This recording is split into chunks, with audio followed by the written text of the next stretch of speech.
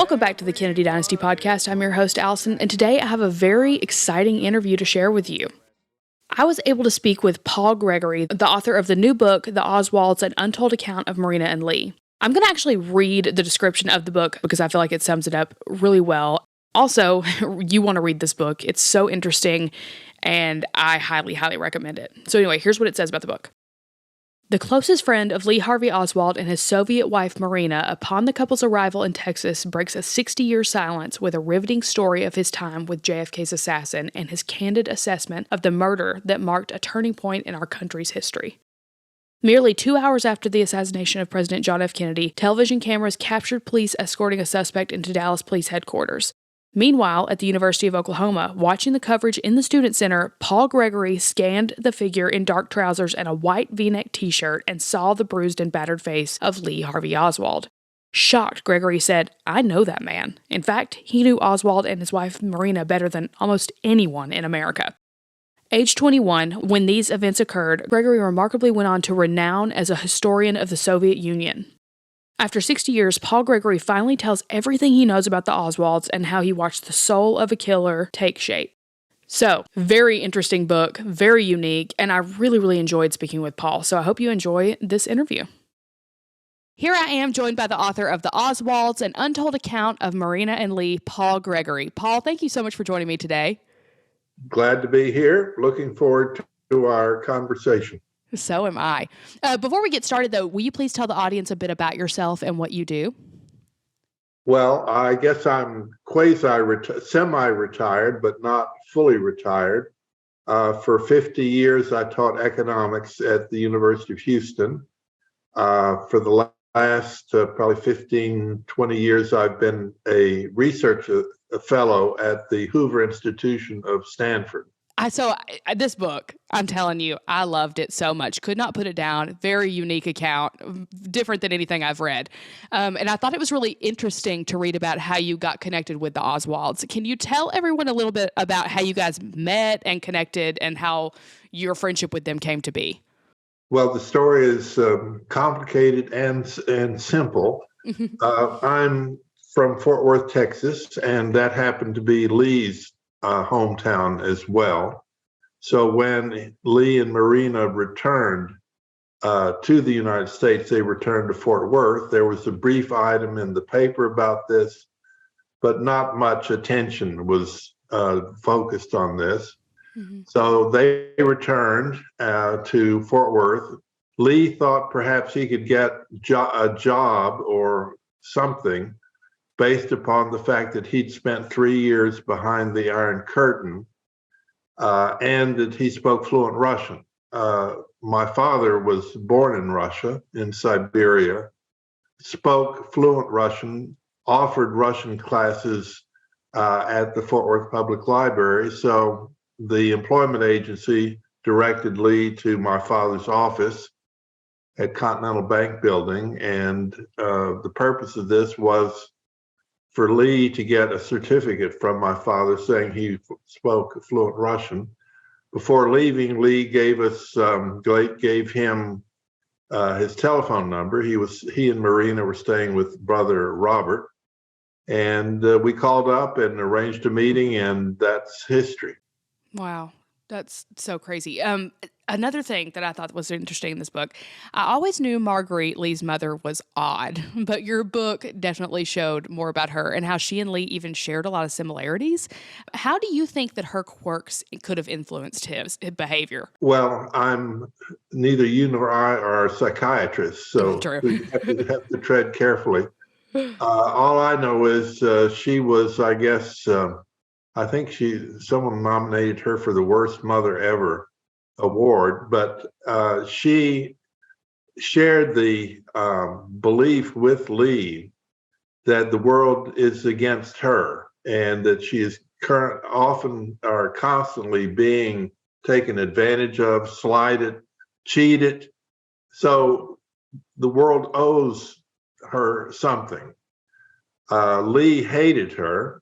He would not allow Marina to admit Marguerite to their apartment. So Lee hated her, but they did share this in common because she brought him up telling him that he was something special, he was destined for greatness, and if he didn't achieve greatness, it was because the world is against him. So they shared that, and this all came out very starkly at the Six Flags Inn between Dallas and Fort Worth after the assassination, when the Secret Service had Marina, Marguerite, and my father, Pete, who translated for Marina. And Marguerite was driving everybody crazy there.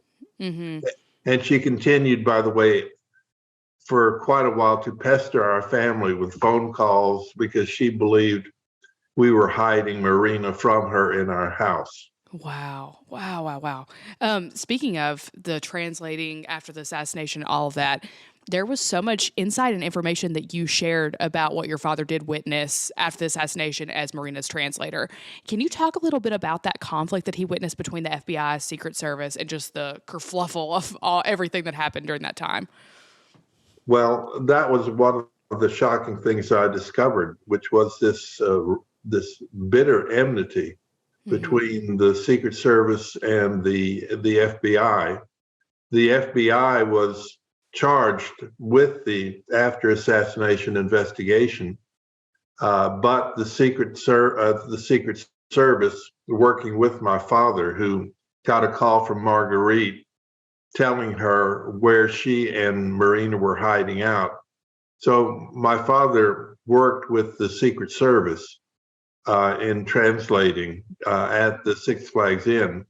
Now, the rift or the enmity between the FBI and Secret Service was the fact that the Secret Service thought that the FBI had really dropped the ball because Lee Oswald had come in fairly recently to the FBI office, had accused them of sexually harassing his wife, threatening to kill them, etc. So, from the Secret Service's point of view, how did the FBI let this guy fall through the cracks? So, in that sense, the FBI is responsible. So that's what my father noted firsthand. It came even to the point where they were drawing guns on each other at the Six Flags Inn because the sheriff's deputy who was guarding them at the Six Flags was told not to let the FBI in. So quite remarkable in the aftermath of such a tragedy. Absolutely. Oh my goodness. Another thing is, you share in the book, and it has to be completely unsettling being included in the narrative of a conspiracy theory that you certainly did not ask to be a part of. Can you tell everyone a little bit about what that theory was that people put you into and how that felt at the time? Well, I didn't discover it till later. So it didn't. Something you don't know doesn't bother you. Well, true. I uncovered it only in doing my research, and I can't quite figure out what the conspiracy is, or was supposed to have been. There was a statement somewhere that I had visited the Oswalds 48 times, Hmm. and that was a little much. But supposedly I was doing something nefarious in those 48 times that I was visiting with them. But I think this theory came out of the Soviet Union because the Soviet Union, upon hearing of the assassination and the suspect having lived in Russia and having been an avowed communist, they needed to divert attention away from Lee Harvey Oswald. Hmm. So the theory was that the Fort Worth and Dallas White Russians, who were anti-Soviet, Hmm. had somehow gotten my father into the role of translator so that he could mistranslate Marina and direct guilt towards Lee.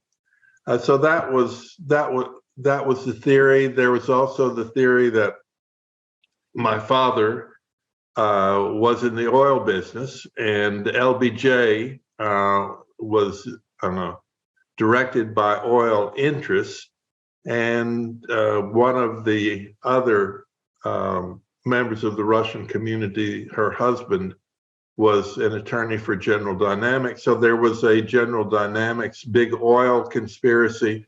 It's hard to keep up with all these things, but I can tell you that I'm not part of any conspiracy that killed the president. So you're the first to know this. When you were talking about uncovering these things, I was like, that has to be wild to hear these things about yourself and be like, what? No, I just literally was taking Russian lessons. I wasn't trying to, it's wild. That had to be so crazy. How was that? This isn't even my questions, but I just was so curious. How was it sitting in their living room? I mean, at the time, you obviously didn't know that he was going to commit this terrible act, but in hindsight, knowing that you spent so much time with these people and were friends with them, was it just the most unreal feeling when you heard the news? Of course, when I heard the news, that's when the unreality began. I was in a state of shock for a very long time. Well, I guess I should have known, and my father should have known, that we were dealing with an odd couple here. I mean, after all, he had deserted. He'd been deserted from the Marines. He had started reading Karl Marx at age 15. He deserted to the Soviet Union, where he relinquished his passport and threatened to reveal all these secrets that he had in his head. So, I mean, I should have known, even though I was 21 at the time, I should have known that there's something odd here. But to tell the truth, not much stood out with respect to Lee and Marina. They were a young couple living very poorly on his $1.25 an hour job. They were both good parents to June.